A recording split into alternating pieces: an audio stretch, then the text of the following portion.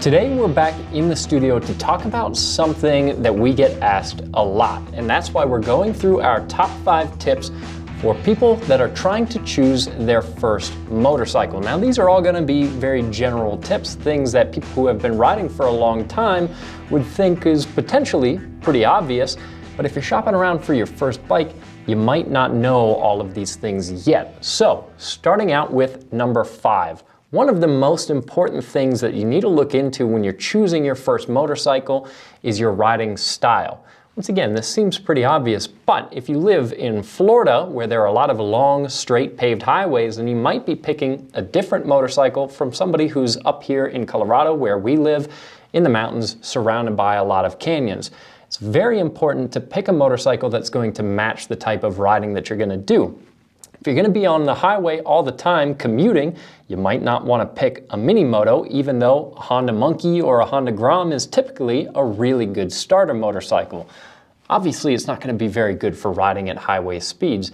And if you want to go off-road, probably don't get a Honda Goldwing. Although there are people that have done it, don't necessarily recommend it. So make sure the motorcycle that you're picking is going to match the type of riding that you want to be doing, because that's going to set the course for how you're going to ride in the future and what kind of bikes you're going to be getting yourself used to. Now, hopefully over time you can get used to a lot of different types of motorcycles.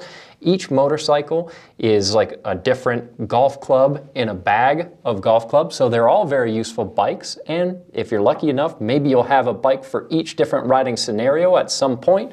But when you're picking that first one, you're probably only going to have one motorcycle for a while, and of course you want it to match what kind of riding you're going to be doing. Now for number 4, I would recommend buying a motorcycle that is new enough to have a few helpful modern features. Things like a fuel gauge, maybe even a gear position indicator, because it might take a while before you're actually counting those gears in your head, and that's a useful bit of information to have. But also, hugely importantly, motorcycles with ABS, because ABS is a massive safety feature, and while you 100% can learn to ride on a motorcycle that doesn't have ABS, that's the kind of feature that might save you from laying down your bike when you're first getting started. Even for more advanced riders, ABS is a really good feature. There are a lot of modern bikes that you can pick up for not that much money that have ABS. So if you're shopping between 2 motorcycles and one has it and one doesn't, I highly recommend going for a bike with ABS. If you're somebody that for some reason doesn't like ABS, on most motorcycles, it's a feature that you can turn off. But again, daily riding scenarios, it's hugely helpful. As well, motorcycles that have traction control, some of those rider aids can really make motorcycles a lot more user-friendly when you start to get to the limit of traction in a scenario where you might run out of riding skills if you're a newer rider. The other thing that I would recommend in bikes that are on the newer side is a fuel-injected motorcycle. Now, every motorcycle I've ever owned, including my first bike, was carbureted, didn't have ABS, so once again, this is not an absolute must. But if you have a motorcycle that's fuel-injected and relatively modern, then you'll probably spend more time riding it and less time trying to make it rideable. Which is important because when you're first starting out motorcycling, you want to get plenty of time in the saddle. That's going to make a big difference for your ability to be a great rider. And if all you're ever doing is fixing your motorcycle, and every time you walk out to that bike, it's broken down and you got to take the carb apart or you got to rebuild the brakes or something, then you're not going to get as much riding in. So finding a motorcycle that's relatively new can be very helpful. But for number 3, I want to piggyback off of that. And I would say for this tip, I'd recommend a bike that's good, but maybe not great. Because if you go out and you buy a brand new factory fresh motorcycle, it's your dream bike, it's $20,000 or something crazy, and then you lay it down in a parking lot, which, hey, it happens to the best of us, especially when we're learning how to ride.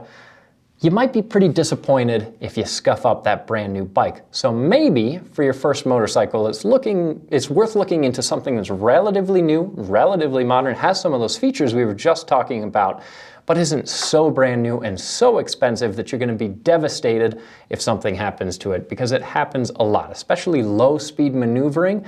That is something that takes a lot of people a little while to master. And so again, it's very likely that at some point in your riding career, a bike is going to touch the ground. And it might not be right at the very beginning, but odds are if you're going to lay a bike down, it's probably going to be more toward the front of your riding career. So starting out on a motorcycle that's maybe something you're not quite as worried about dropping could be helpful. And that also too depends on you and your background, right? If this motorcycle is the first thing that you've ever operated with a clutch, then you might have a steeper learning curve than somebody who's been driving manual since they were 7 years old and they were an ex-pro mountain bike racer. Somebody like that is going to learn how to ride very quickly, and they'd probably be fine getting into a bike that's maybe a little bit more on the expensive side. But if motorcycling and anything along those lines is completely new to you, as much as it might be tempting to buy your dream bike, you might want to hold off on that for a little bit longer. Now, number 2, this is hugely important, and it's something that a lot of people know intuitively the first time they put their leg over a bike. You want to find a motorcycle that's the right size for you. There are some people that are big enough and strong enough, they could probably learn how to ride on an 800-pound Harley-Davidson bagger. Now, I wouldn't recommend that for the majority of people, and it's not only weight, it's also the height of a motorcycle. There are a lot of adventure bikes and dual sports and even sport touring bikes that are on the tall side. And even if you're 5'10", 6 feet tall, you might have a hard time getting both of your feet down to the ground flat. That's going to add a lot more stress to your riding when you're starting out. Now, the longer you've been riding, the more you can deal with that. You can slide your butt off the seat a little bit when you come to the stop so that you can get your foot down to the ground, and there are ways to get around it. But if you're first starting out and your motorcycle is one that has you on your tiptoes, then you're not going to be very comfortable. Likewise, if you're on a 600, 700, 800-pound motorcycle to start out, anytime you maybe stall the bike or you're low-speed maneuvering and it starts to lean one way or another, it's going to be much more difficult for you to put a foot out and stop that motion and keep the motorcycle upright. So finding a motorcycle that you're comfortable throwing your leg over, getting it off the kickstand, sitting there and rocking the bike back and forth and making sure that you can control its weight and its movement at low speed makes a massive difference. That's the kind of thing that could be the difference between you getting on a motorcycle, riding it consistently and enjoying it quickly versus being terrified of your bike, not riding it very often, and because you don't ride it enough, selling it and not getting into motorcycling in the long term. So, highly recommend getting a bike that's the right size for you, that feels comfortable. And number 1, this is something that I actually think with even a lot of motorcycle enthusiasts that are giving other people advice on their first bike is very overlooked. Number 1, I would recommend buying a motorcycle you like. Now, that doesn't necessarily mean, well, it doesn't at all mean go out there and buy a leader bike that has a top speed of 200 miles per hour and can rock the front tire off the ground in 5th gear. But buy a motorcycle that you like enough that when you see it there in your garage, you look at it and you say, I can't wait to get out on that bike. Because if somebody talks you into a motorcycle that you don't like at all, you might not be that motivated to ride it. And once again, the most important thing, I would argue, when you're getting into motorcycling is riding as much as you possibly can. If you walk out into your garage, you see a bike sitting there, and you just think, man, I cannot wait to get on that vehicle, then you're probably going to ride it more often. You're going to become a better rider, because it happens to a lot of people that they get a motorcycle and there's some initial anxiety around going out on the road on your motorcycle. And that anxiety can be high enough that it keeps people from motorcycling consistently, like what we said, and they end up not getting into riding at all because of that. So if you can get onto a motorcycle that you're comfortable on, like we said earlier, but that you're excited to be on as well, then you're going to ride a lot, you're going to become a better rider, and that makes a huge difference.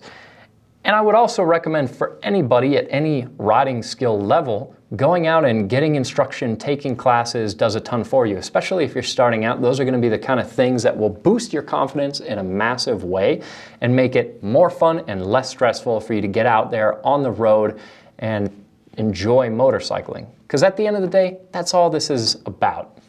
Buying a bike, getting into a motorcycle shouldn't be about what other people think. It should just be about you and the vehicle, having fun, some aspect of community, riding with other people. That's what makes this such a great activity. And I recommend it for anybody that's looking into getting into motorcycling. Go out there, take some classes, check out some bikes, throw your leg over a few and check it out, because it's got tons of rewards for people who invest the time and the energy into learning it. Now, I also want to say a quick thanks to Scott and the team over at Rider Justice. We've been working with them basically since we started this channel, and if you ever are in an incident, either on 2 wheels or 4, I highly recommend that you call Scott first. And they work with people all over the country, so if you need legal representation, you can check them out using the link below. Now, there are a few bikes that I would specifically recommend are worth checking out for a lot of beginner riders. One of the ones that comes to mind is any kind of mini moto. As we've said many times in the past, something like a Honda Monkey or a Honda Grom, the CF Moto Papio that we used to have. There's tons of really great little bikes that you can get on, have a lot of fun with, and they're not very stressful. Once again, that kind of depends on what types of roads you're riding, because those bikes don't belong on every kind of road that's out there, specifically fast highways. But if you have the right kind of roads to ride them on, those are great bikes for starting out, and they're inexpensive, and they get good fuel economy. So great bikes, period.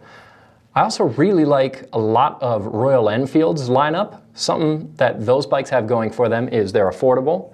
They're also a little retro in their design, which is cool, because there's a lot of people getting into motorcycles that want a bike with a round headlight and a little bit more of a retro look.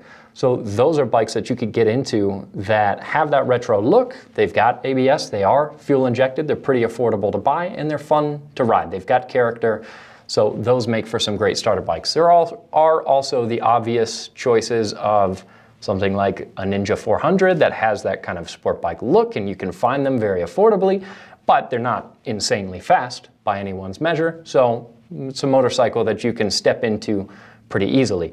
Or a motorcycle like a Honda Rebel 300 or a Rebel 500. It's a motorcycle that's not super fast, and it's got a little bit more of that cruiser kind of style, if that's a motorcycle type that you're looking to get into.